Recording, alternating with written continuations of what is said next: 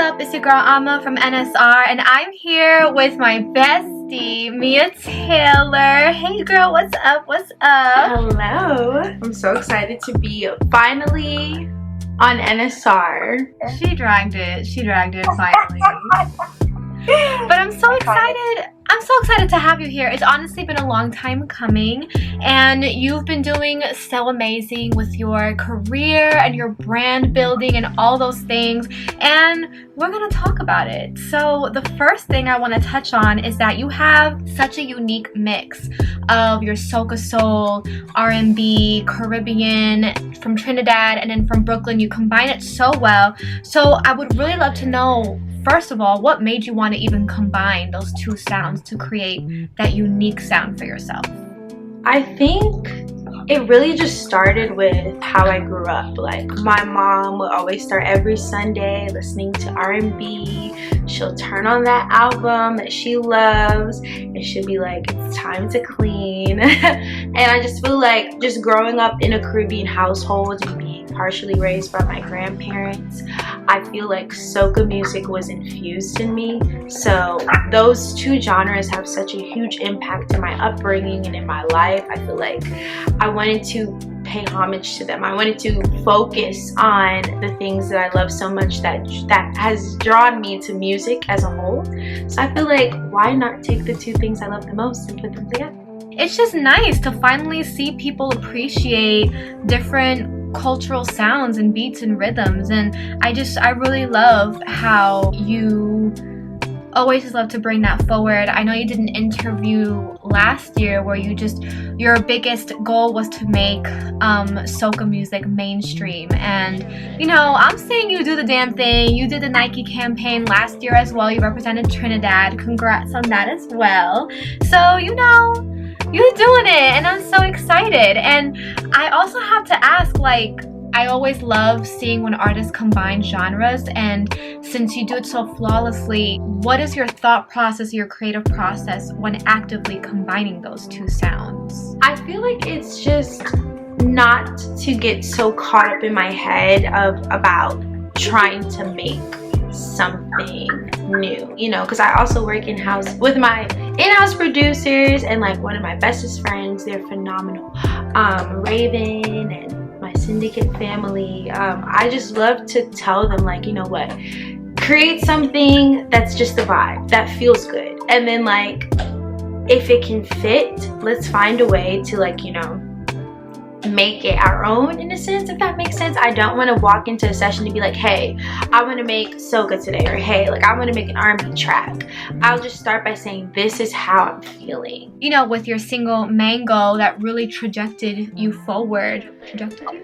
Yeah. What is the inspo with letting the man go? Let's talk about it. We do need to talk about it. I think I was just in such a weird space, like, just emotionally, and I feel like just with my situationship at the time, it was like, I'm all over the place thinking about somebody that, girl, you really did not want to begin with, and I was just so attached to the idea of having a man. So it was like that, it was blocking me from moving forward, blocking me from being productive, from being creative, to the point I had to do what I know best, is just like pour my emotions and my feelings into my music. And I was just like on the phone with my friend one day, she was like, you need to let him go. Like, you just gotta let him go, get out the funk, get out of whatever you're feeling, and let him go. I was away, like, in the Hamptons, like, on a family vacation, and I was just like really bored, and I was like, you know what, I'm feeling a bit inspired. I had to break away from the city.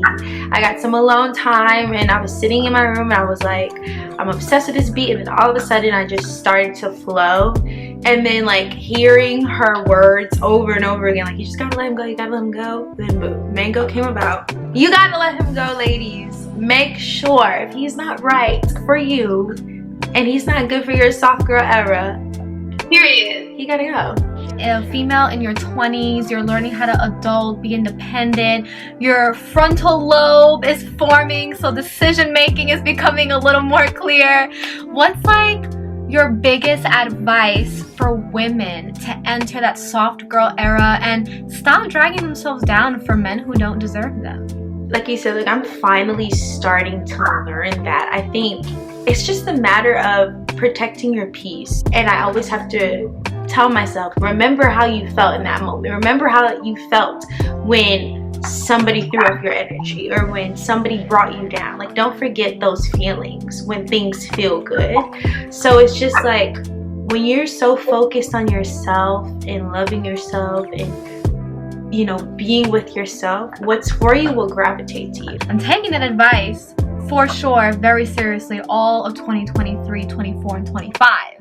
Periana, your creativity is so unmatched when it comes to your content and marketing and visuals, and I just wanted to know what inspires you to create that really bold aesthetic that you have. It's very unapologetic, very colorful. What's the inspiration behind it?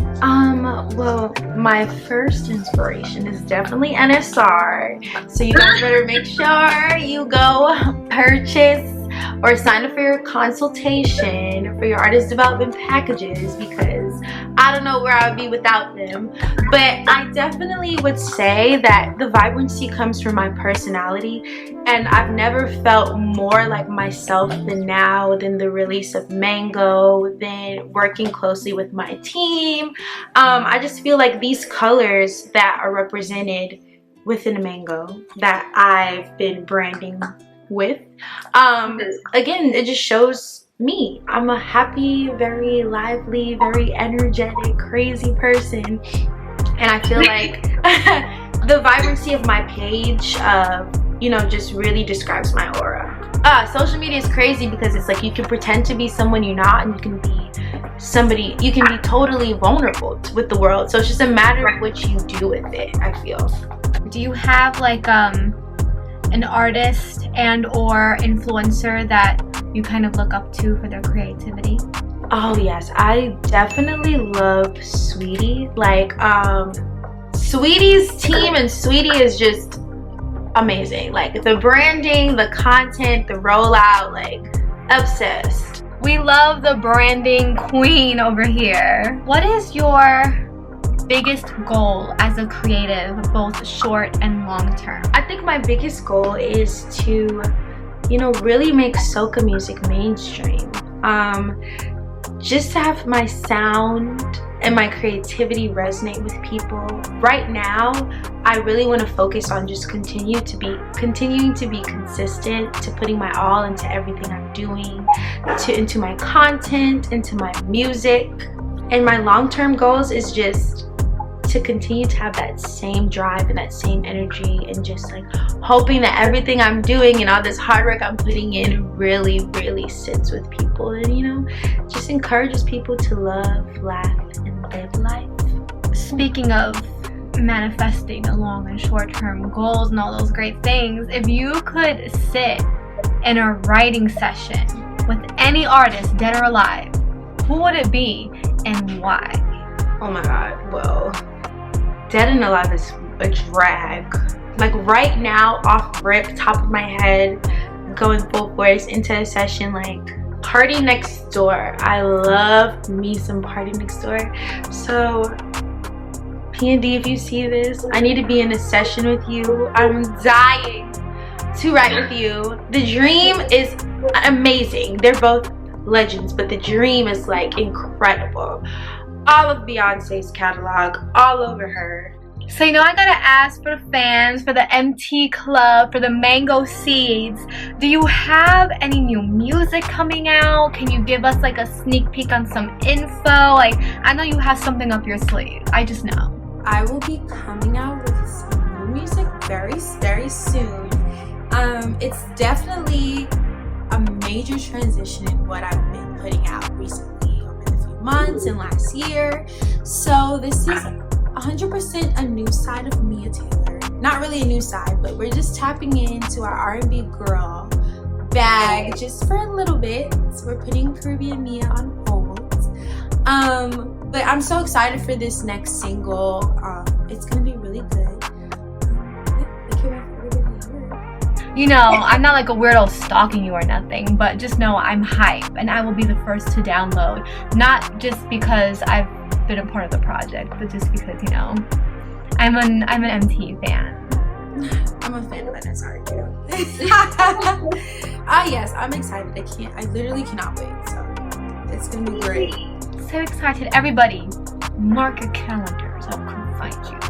Yes, and make sure you go stream when it drops. Honestly, stream ahead too. Stream Mango, blessings, all those good things. Like, get the numbers up so then when the new single drops, she's already here and it's just going higher. If you could describe music with one word, what would it be and why? Woo! It'll definitely be, I think my one word would definitely be passion. And I'm not just saying because it's my passion. But I just feel like the feeling that it brings amongst everyone in the world and how it affects the world. Yeah, you have to have passion for music, and you have to have passion when you create music. You have to have passion in life and in love. So yeah, I would say passion.